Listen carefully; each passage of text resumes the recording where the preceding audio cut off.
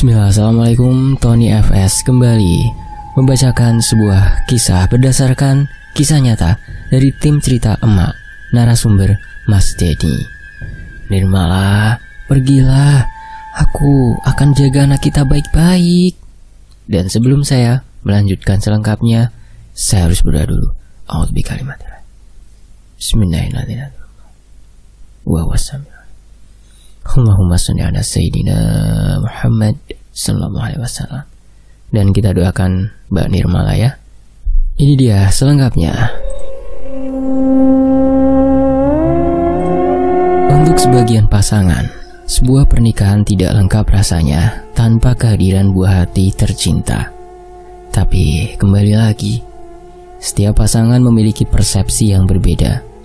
Mari kita sama-sama hargai opini mereka yang berbeda dengan opini kita.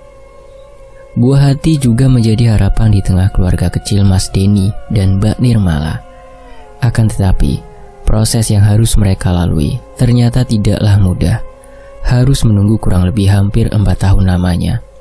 Hingga akhirnya, Allah mempercayakan keduanya untuk memiliki buah hati. Mulai dari mendatangi dokter dan rumah sakit yang berbeda-beda, sampai mereka juga tidak skip memakai cara herbal. Pokoknya semua mereka lakukan demi hadirnya sang buah hati. Nyatanya, Allah memang tidak pernah tidur. Allah menyaksikan segala perjuangan yang mereka lakukan. Lalu Allah berikan keajaiban ini di rahim Mbak Nirmala. Segala doa dan upaya yang sudah mereka lakukan nampaknya diridhoi oleh Allah Subhanahu wa Ta'ala dan berbuah manis. Memang benar kata pepatah, hasil tidak akan mengkhianati usaha. Dan itu benar dibuktikan sendiri oleh Mas Denny. Dari kapan tahu Mas Denny sudah melihat dengan mata kepalanya sendiri betapa besarnya antusias sang istri untuk mencoba segala macam cara, mulai dari yang biasa sampai sedikit membuat istrinya kesakitan. Tapi semuanya tetap dilakukan sama Mbak Nirmala. Mbak Nirmala tidak pernah menyerah. Puncaknya, lahirlah seorang bayi laki-laki yang sehat dan sangat tampan. Masya Allah. Anak pertama mereka lahir di tanggal 17 September tahun 2018. Kebahagiaan menyelimuti seluruh orang waktu itu. Sang anak lahir normal di salah satu rumah sakit, tepat di pukul 00.15. Suasana haru terpancar dari raut wajah Mas Denny dan sang istri. Begitu pula dengan dokter dan perawat yang menangani prosesi melahirkan waktu itu. Semuanya juga turut bahagia atas kelahiran putra pertama Mas Denny. Mbak Nirmala masih nampak lemas, masih tertancap selang infus di tangan dan kirinya. Oksigen masih menempel di lubang hidungnya. Beberapa dokter masih menjahit sedikit luka robekan efek dari proses melahirkan tadi. Intinya, hari itu Mas Denny sama sekali tidak memiliki firasat buruk apapun. Semua orang pun demikian. Salah satu perawat ada yang menyuguhkan teh hangat manis untuk diminum istrinya. Karena sedari tadi Mbak Nirmala mengeluh sangat haus sekali. Setelah itu dokter memberikan bayi mereka kepada Mbak Nirmala agar bayinya bisa minum ASI pertamanya. Mbak Nirmala begitu membelai lembut bayi merah itu dengan penuh kasih sayang. Di saat bayi itu sudah puas meminum ASI pertamanya, salah seorang suster membawanya ke ruang bayi. Di lain sisi, kala itu Mbak Nirmala benar-benar nampak lelah sekali. Dia tidak banyak berbicara, tapi senyum dan raut wajahnya cukup memberikan isyarat. Meskipun dia lelah, tapi dia sangat bahagia. Sedangkan Mas Denny berniat mengikuti seorang suster ke ruang bayi karena dia masih belum puas memandang wajah anaknya. Baru beberapa berjalan mendekati ruang bayi, tiba-tiba ada suara langkah kaki yang terdengar berlari dari arah belakangnya. Waktu Mas Denny menoleh, di situ Mas Denny melihat ada seorang suster yang berlari ke arahnya. Suster itu berteriak memanggil namanya, "Pak Denny, Pak Denny!" Mas Denny spontan berhenti keheranan memandang suster itu. "Ada apa, Sus?" tanya Mas Denny. Dan suster itu menjawab, "Mari Pak, ikut saya ke ruang bersalin, istri Bapak pendarahan." Mendengar itu Mas Denny terkejut bukan main. Di lain sisi Mas Denny masih bingung dengan ucapan suster. Lalu suster itu memberi isyarat kepada Mas Denny untuk segera mengikutinya dari belakang. Perasaan Mas Denny kala itu campur aduk gak karuan. Waktu mereka sudah mendekat di ruang bersalin, Mas Denny melihat ada banyak sekali suster yang mondar-mandir keluar masuk. Sebenarnya ini semua ada apa? Pertanyaan terbesar yang ada di hati Mas Denny. Dan dia bingung harus bertanya kepada siapa. karena di situ dia hanya melihat orang-orang yang pada sibuk sendiri. Kini Mas Denny melangkah pelan mendekati pintu ruang bersalin. Begitu langkahnya pas terhenti di depan ruangan itu, hatinya seketika merasa hancur sekali melihat istrinya yang menggeliat sambil berkali-kali mengeluh tidak bisa bernafas. Ada banyak sekali darah yang keluar. Semua orang sibuk memberikan pertolongan untuk istrinya. Ada perasaan kehilangan yang sangat mendalam. Dan anehnya, perasaan itu tiba-tiba muncul saat Mas Denny memandang ke arah istrinya berbeda. Beberapa menit kemudian, Mas Denny melihat sang istri nampak terlihat lemas di atas bed, memandang ke arahnya sambil menangis. Dengan nada suara yang sangat lirih, sang istri memanggilnya untuk mendekat. "Pak, sini." Nampak tangannya yang lemas melambai ke arah Mas Denny. Tanpa sadar, Mas Denny meneteskan air mata. Dia benar-benar bingung dengan kondisi istrinya yang tahu-tahu drop seperti ini. Perasaan tadi dia melihat istrinya nampak sangat sumringah sekali, tapi kini istrinya lemas dan nampak pucat. Mas Denny berusaha menenangkan istrinya sambil meyakinkan sang istri bahwa semua akan baik-baik saja. Istrinya hanya tersenyum dan berkata, "Pak, sini mama mau ngomong." Dengan sigap Mas Denny mendekatkan telinganya ke arah mulut istrinya, dan di situ Mbak Nirmala berbisik, "Papa tenang aja, nanti mama yang akan susui dedek. Papa nggak usah khawatir." Tidak berselang lama, Mbak Nirmala tiba-tiba kejang dan mengeluh tidak bisa nafas. Secara cepat Allah ambil Mbak Nirmala di hadapan Mas Denny. Innalillahi, Mbak Nirmala meninggal di pelukan sang suami. Kala itu Mas Denny tidak memikirkan apa yang sudah diucapkan Mbak Nirmala, karena hatinya terlalu hancur mendapati kenyataan sang istri yang pergi secepat ini. Sulit buat Mas Denny berdamai dengan kenyataan. Hatinya masih terlalu sakit menerima semua ini, sampai dirinya tidak memiliki kekuatan untuk mengasuh sang anak waktu itu karena saking rapuhnya. Terpaksa sang anak dititipkan sementara di rumah orang tuanya, kira-kira sampai Mas Denny bisa memaafkan diri sendiri. Padahal semua ini bukan salahnya, melainkan sudah menjadi ketetapan dari Allah. Sang istri pun dimakamkan di TPU terdekat dari rumahnya. Sejak malam pertama sesudah istrinya dimakamkan, Mas Denny berusaha menarik diri. Dia masih enggan berbicara sepatah kata pun. Lain sisi, dia bersyukur memiliki keluarga yang sangat support dan memahami keadaan kondisinya. Dia juga bersyukur memiliki teman-teman dan bos yang sangat perhatian sekali. Intinya dia bersyukur berada di circle yang positif.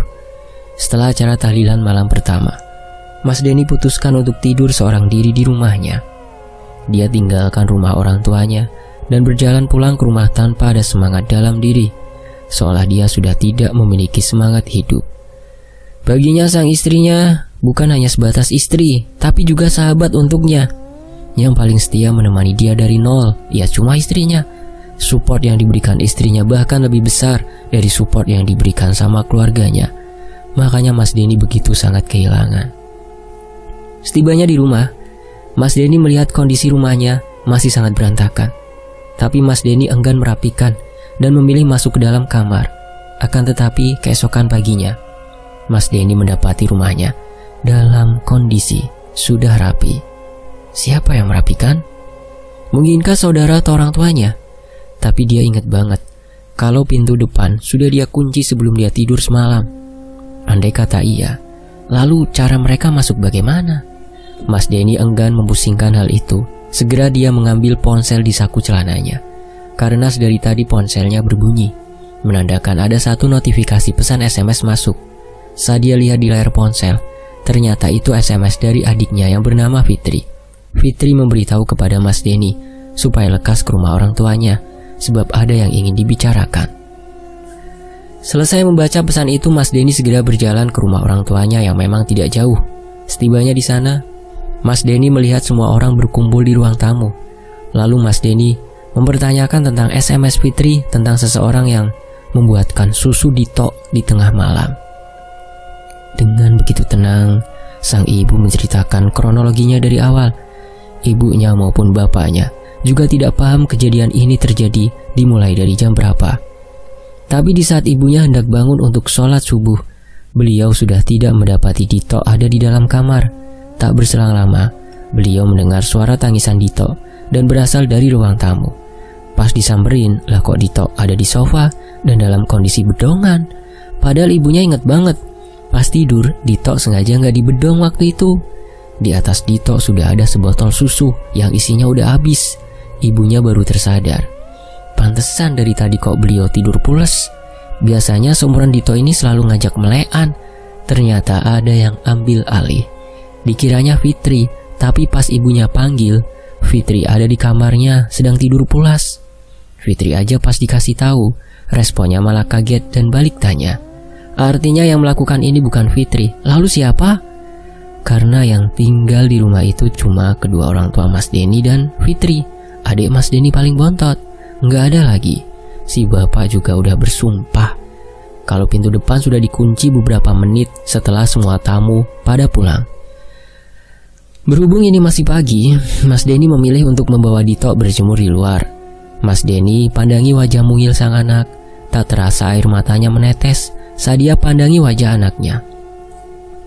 Mas Denny menyadari wajah anaknya mirip banget sama mendiang istrinya. Soalnya hal itu bukan sesuatu yang aneh sih. Memang biasanya kalau anak cowok rata-rata wajahnya kopian emaknya, kalau anak cewek kopian bapaknya. Bener gak sih? Komen ya teman-teman ya. Dikala Mas Denny sedang menjemur anaknya di luar, tanpa sadar dia disapa sama tetangga sebelah kiri rumahnya. Kita sebut saja dengan nama Ibu Lis. Ibu Lis ini gak ada angin, gak ada hujan, tiba-tiba nyeletuk gini. Mas Den, Fitri itu pinter banget ya. Semalam saya dengar Fitri nyanyi lagu Nina Bobo pas Dito lagi rewel tengah malam. Mendengar itu kan Mas Denny heran.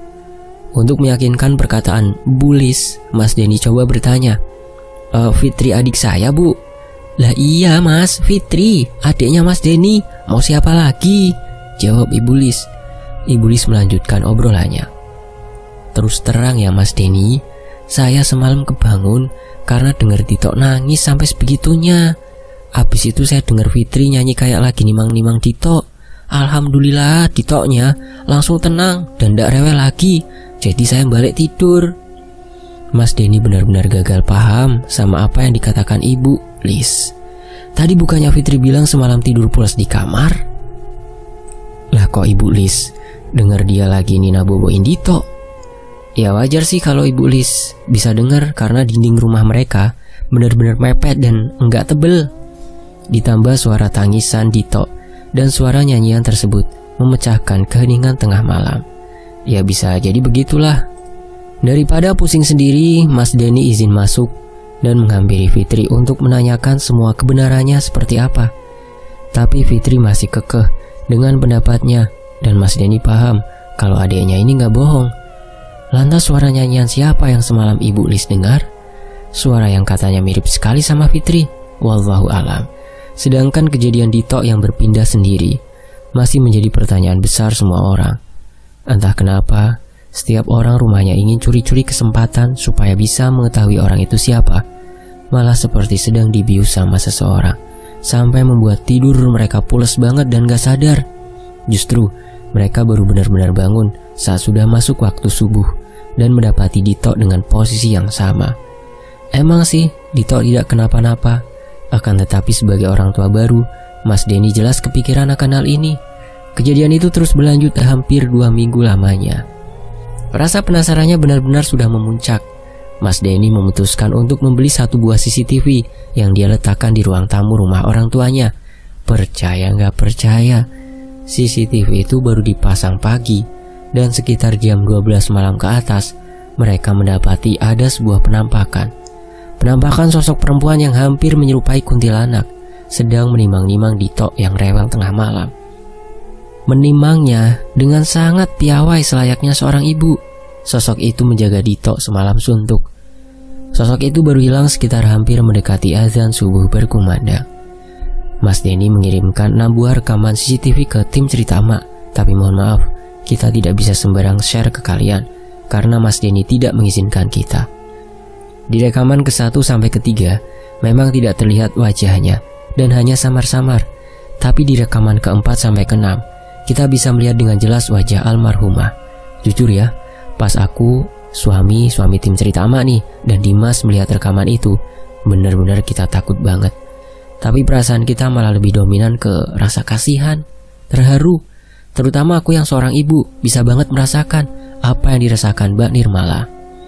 Mas Denny dan keluarganya terkejut bukan main saat melihat rekaman itu.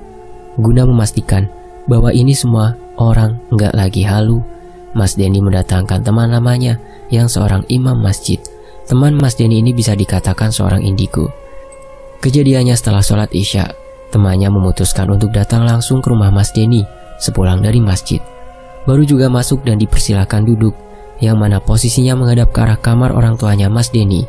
Temannya Mas Denny malah bilang gini, "Aku tadi lihat istrimu masuk kamar, Den," sambil nunjuk sama bawa botol susu. Semua orang merasa heran mendengar itu.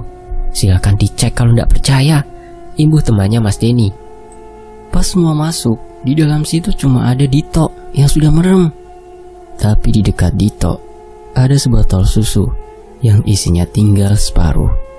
Ibunya Mas Denny bingung.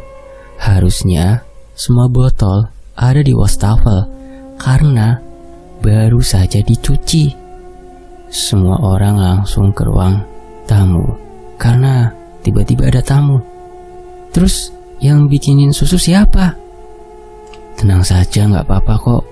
Istrimu gak berniat membawa anakmu. Dia hanya memenuhi janjinya waktu itu. Nanti kalau sudah malam 40 harinya, dia pasti pamit pergi. Dan anakmu pasti pada saat itu akan rewel banget," ucap teman Mas Denny di hadapan semua orang.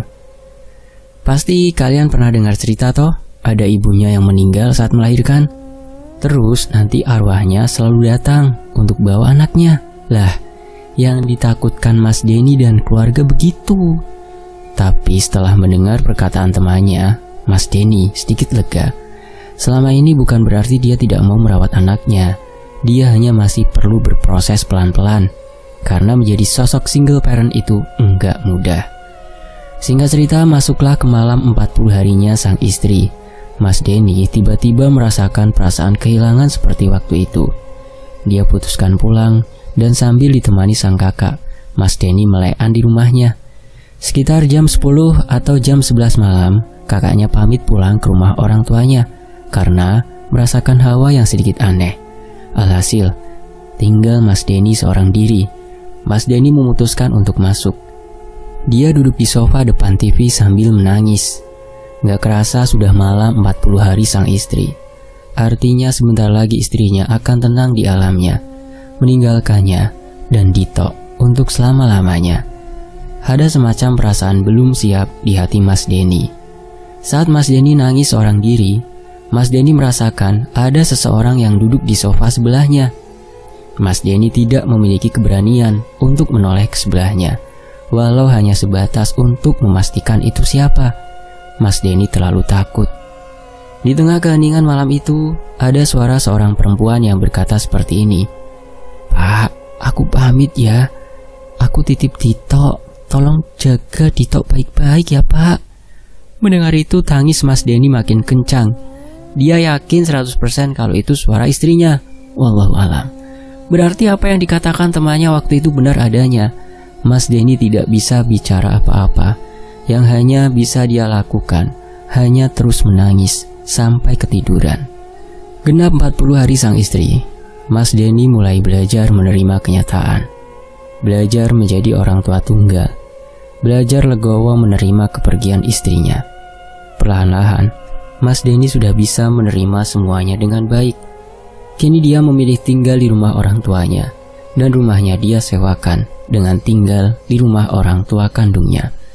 Membuat Mas Denny bisa makin dekat sama sang anak, yaitu Dito. Kita doakan yang terbaik untuk Mas Denny dan Dito. Tetap semangat ya Mas Denny ya. Dan mari bersama-sama kita berdoa sesuai keyakinan kita masing-masing untuk Mbak Nirmala. Summa ila ruhi Mbak Nirmala. Al-Fatihah.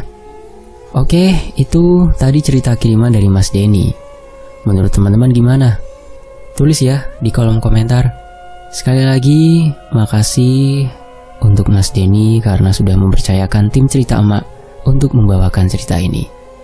Sehat selalu untuk Mas Denny, Dito, dan seluruh keluarga ya. Jujur, saat membawakan cerita ini, tim cerita emak benar-benar gak fokus dan gak bisa detail karena banyak banget gangguannya. Dan ditambah, tim emak sendiri nih nggak sampai hati, jadi ya udahlah. Sampai di sini dulu ya treatnya ya. Sampai ketemu di treat selanjutnya. Dan Tony FS pun mengucapkan terima kasih. Saya pamit, wassalamualaikum warahmatullahi wabarakatuh. Alhamdulillah, sampai jumpa di kisah lainnya. Tetap di Tony FS.